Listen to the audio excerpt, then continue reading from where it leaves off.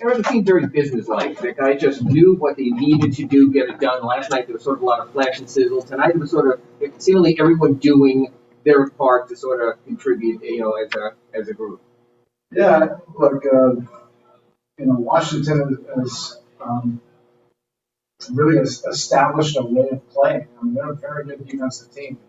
You have to really be intentional with your offense. You have to do things with pace. Your spacing has to be right on, and you have to be willing to share the ball, make those quick decisions. As the game went on, I thought we got a little bit better in all those different categories, but there were certainly a lot of contributing guys. Our second unit again was really good, and that's even without Tyler. Out there, those guys just gave us a great spark. Particularly after we were down in the first quarter, and they just kept the momentum going. From there. Along those same lines, can you consider it a strength then that rely on somebody stepping up at any given occasion to bring up the bench? Well, look, we think that our depth is one of our more important strengths. We trust our depth, and we've had to use our depth. The season is young, but we've had to play different guys. Different guys have been out. And I think the important part of that is guys are just playing their roles, trying to star in those roles, and not necessarily play out of who they are. I know Gabe scored points tonight, but he was really, a lot of times just being assertive, but being a recipient of different things, and then, making the appropriate play, in the tail end of the possession. And that's, what this game has been about. Our veteran leaders have encouraged that. They infused a lot of confidence, in our young guys, and our young guys are getting better, dramatically as this young season goes on. So, Gabe, we've seen the competitive instincts pretty much since he came on the floor. Has it ever surprised you that the shot really hasn't fallen the way it looks like it should based on the mechanics?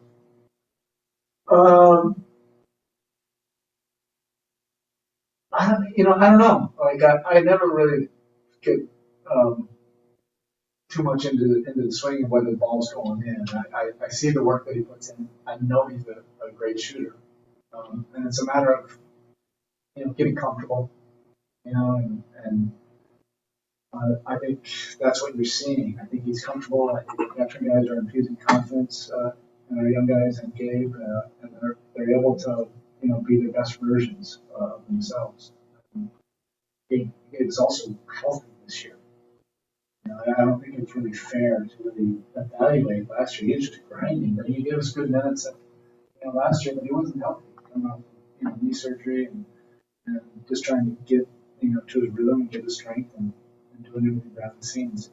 He had a great summer. And seeing the result of a lot of work and help.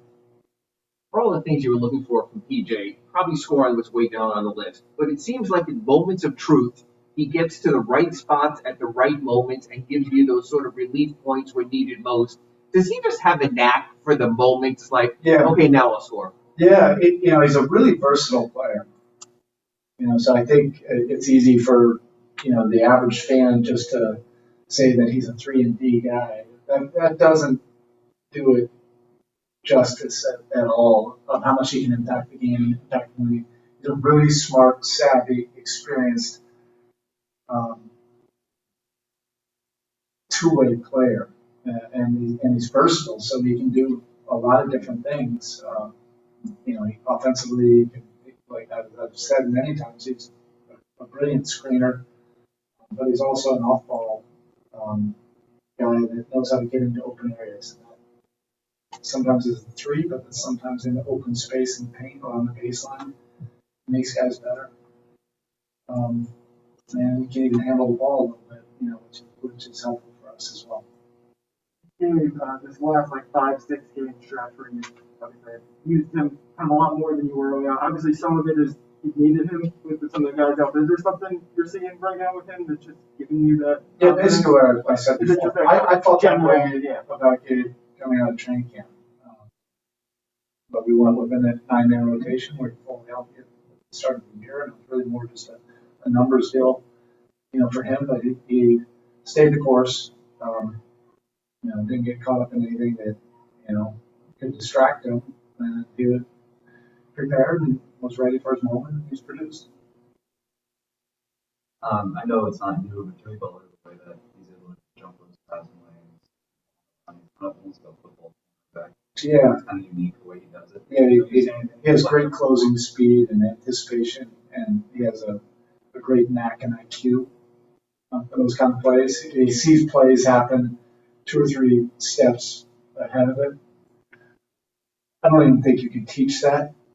And then he just has this closing speed, but probably every 2 or 3 games he'll have a steal that surprises me and everybody else, on the bench. But you got to have that whole package to be able to do that, and I think, when you play him with some speed and quickness, you can even get to that a little bit more.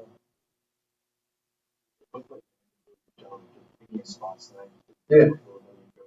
How much have you seen that progress over time?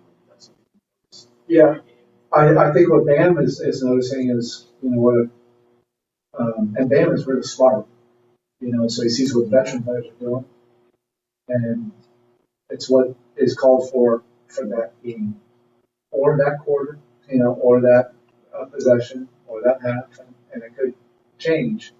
But you have to read the game, take what's available, and be assertive, be aggressive, read the defense, make others better, and still look at the basket. And those are not easy things to do, out there. But Jimmy does that, Kyle does that. Is leading guys, and Bam very quickly is understanding that as well. Go via Zoom to Mike DePasquale. Go ahead. Thanks, Spo. Thank you. Spo, I want to ask you mentioned depth. Last night you were missing 3 players. Tonight you're missing a couple, including Tyler. Does that depth give you that assurance as you move forward that on any given night you could just mix and match your lineups no matter who you have? I think it's a strength of ours. So, we have enough guys that understand how long a season is, and you're going to have guys out, from time to time, and you have to build that trust, with your entire roster. And our guys are confident that regardless of whose number is called, that the guys feel comfortable with whoever it is. And that's important. Because this league is tough, competition is tough. You're going to need your full roster to be able to do it well.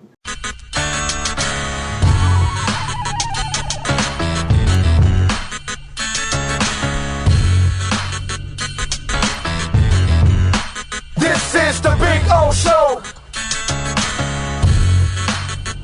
This is the Big O Show.